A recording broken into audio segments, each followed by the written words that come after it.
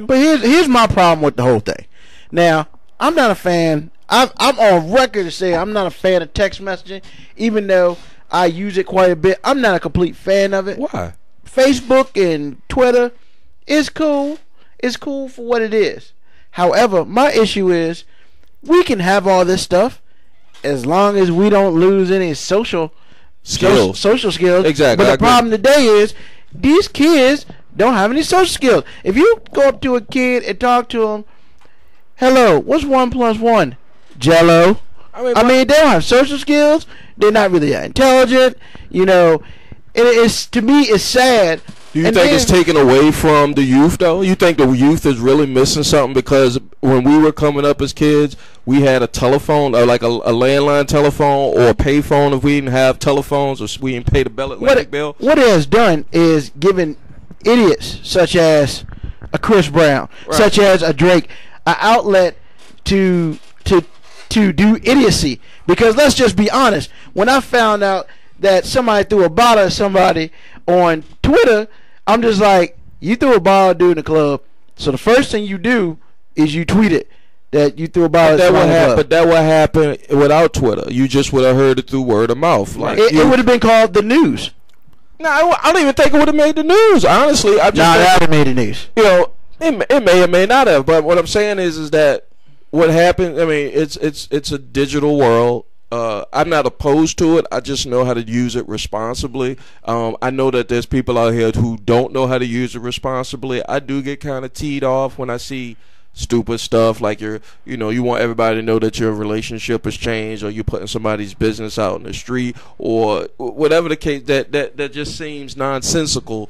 You know, I get peed off at it, but then again, that's your business. It ain't mine. You know, if you didn't want it to be out there, you wouldn't have put it out there. You put it out there now, I know. So what? Ain't no half Steppin, Marcus. Jay, hang in there with us. 804-447-0601 to get in on the discussion. I know there are a lot of people that are listening to us right now who want to get in on this. We appreciate you hitting us on the Facebook wall. I see a lot of the stuff that's popping up there. If you want to call us up, feel free. 804-447-0601. One of our longtime listeners, Hakeem, just put a hit on the Facebook wall, and he didn't put his own quote, but he did post on the wall a link to a blog that says, "Does Facebook turn people into narcissists?" Now, I didn't go ahead and read. I didn't read the article that he put in, but just the byline kind of brings me to another point. Hakeem, we appreciate your contribution. You always got some good stuff, and I really wish that you will call in one day, or at least allow us to have you in on a segment, because you always have some good stuff. But does Facebook turn people into narcissists? Now, I don't want to take Carlton Banks' segment in a different direction, but I think that speaks to kind of what we're talking about, because you get a lot of people who are standing behind a computer anonymously, and because it says their name. That's what gets me there. Well, it has their name, but at the end of the day, you can say what you want to say, you know, on a computer that you may not actually say. Now, like, are you really going to say to your friend, let's say you sitting there kicking it with your homeboy, Grizz, are you going to say to him, wow, the sun is down, it's not as hot as it was a little while ago? On Facebook? Would you say that to your boy? Nah. But you'll put it on Facebook, is the point. Like, I mean, and somebody's going to, I know what you're saying, and somebody's going to follow that, and somebody's going to click like. You know what I mean? Like, it's somewhat, and no disrespect for the person that put that on there. If you're listening, you know, I'm not disrespectful to you, but it speaks to the point that it somewhat dumbs us down. It doesn't allow us to have the kind of conversations that we might have had if we were sitting together, Grizz. You're right. And to go to Hakeem's point about it being narcissistic, or at least leading to people developing narcissistic ways, I'm a strong believer in, if you're not a good person, period, whatever negative personality trait you have in real life, when you go online, it's the same. You're exacerbating it just a little bit because more people can see that you're ASS. But you know, it's a reflection of who you are as a person. So I think the narcissistic personality is just going to be he's going to be a megalomaniac on Facebook or Twitter. To answer your part, Marcus, about what was your point again? And I a won't lot even of times get there. people stand behind their computer Oh, yeah. to make their point and don't necessarily feel that these are the same people who would say these same things to you if they were sitting next to you. Yeah. If I'm sitting next to you, all right, let's say for example, Grizz, you and me is kicking it, we're Right. having a few beers, we sitting on the back porch, we kicking passed it, out. we kicking it, we kicking it. Am I going to say to you automatically, yo, Grizz, wow, man, the sun is setting. It's not as hot as it used to be. That's Yeah, just that's not the stupid. kind of conversation that you and I would have. And a lot of times, I feel that Facebook, social network, Twitter, things like that, sometimes dumbs down the kind of conversations that you may have if you were actually with a person. And I can speak for myself. Personally, the advent of text messaging and Twitter and Facebook has slowed me down from contacting or phoning folks that I would normally contact or phone 10 years ago. I call my mom, you know what I mean? Right. And I called my sister cuz who called in the show a couple of weeks ago. But there's a lot of people who I hadn't heard their voice in a long time, months, but I know exactly what's what going they are on on. Facebook. I know exactly what's going on with them because I might text I them. think that I might was- see them on Facebook. And that was the intent, though. I think when Zuckerberg and those guys came up with Facebook, all on college campus, they were the nerds. They were not in with the clique. And they got a bunch of engineers and, computer guys and say, hey, let's make this network. And that, honestly, they got them action if you watch the movie. Everybody watched the movie Social Yeah, I Network? watched it the other night. Exactly. So, I mean, I think that was the intent, to widen your social net. But like I said, if you're crap in real life, when you go online, you're just bigger piece of crap. It doesn't make you a better person because you are online and you're tweeting every 5 minutes. I Right. really don't. Now, to the young people, and Rube, you can speak to this. What you were saying is you're concerned about the young people. Yes, I think young people should have a fair. I think young people should have a fair amount of time online that should be constructive. Like I cut my kids off on the internet. After a certain time, click, you off. Who knows? I mean, I know what you're doing on it. If y'all can hear that, I don't know if they can. That was. Hopefully they're not coming for you, Chris. They not. I hope not. He ain't on fire. Wrong type of truck. Yeah. Oh, okay. But yeah, this social network thing is bugged out, man. Well, I mean, But who do you follow? Who do you follow? If you got a Twitter account, who you following? who, me? Yeah, you. Well, I follow ain't no half stepping. Ain't no half stepping, Mark. Most definitely, I follow that. I mean, me, I'm not your conventional dude. I follow like Men's Health. I follow WWE. I follow brands and stuff like that. I don't follow people because following people to me is, it's not stupid. It's just you're looking at one person's opinion when you could be looking at multiple opinions on multiple things. And to be perfectly honest with you, I don't feel like I should follow anybody who I don't know and ultimately don't care about, because watching the BET Awards last night, it was okay, however, it's just like I can only say what I thought when I saw Chris Brown perform, and everything was like, his performance was whack, and then it was just like I can only see. And then if I'm correct, he won like the Don't ruin it for the host. man, he don't care. he won the last award, and that is like the social media award. All right, Rube, but Which is I'm cool. I'm so glad you're here. What problem do you have with Chris Brown? What problem do I have with Chris Brown? Yes. Let's see. Where would you like me to start? Yeah. I feel like that. For the record, you do not know Chris Brown, and neither do Grizzly, right? No, Okay, not at all. So you were speaking on public. I didn't really have a problem with Chris Brown until he came out with his current album. I feel like for the audience that he ain't representing goes his for. hometown, You right? mean the That's what it techno? is. Like the No, dubstep type, poppy feel stuff? the actual album itself. Sucks. Well, it depends because his audience is young teenage girls. However, Or he's older. in his album, F this, F that. I want you to do.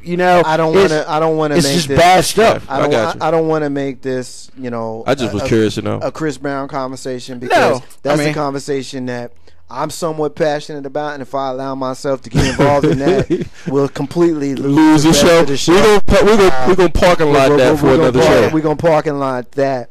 But Big Rube did say something that I want to kind of touch on, Big Rube. Mm-hmm. You mentioned that you don't follow people, you follow brands, something like Men's Health or Nike WWE or something like that. Yeah, or something Nike like that. or things like that. So here's my question to you: Mm-hmm. Do you have someone, an individual that you might like to watch on one of the major networks that may or may not have Anderson a Twitter Cooper. account? Anderson Cooper, Reverend Al Sharpton, Oprah Winfrey, Russell Simmons, and I'm just throwing names out there. Rabbi Shmuley. I'm just throwing names out there.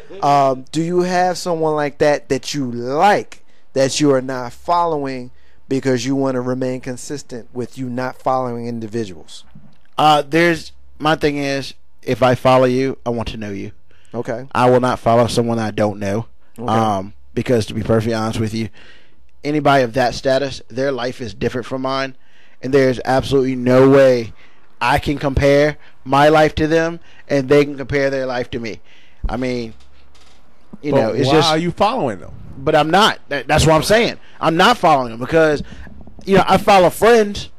I follow people I know. I don't follow people I don't know because, to be perfectly honest with you, they have nothing that I care All about. right, well, let me ask you this then, because we all have that friend that puts bull on their Facebook page. Mm-hmm. You have that friend. I have that friend. We probably share that friend.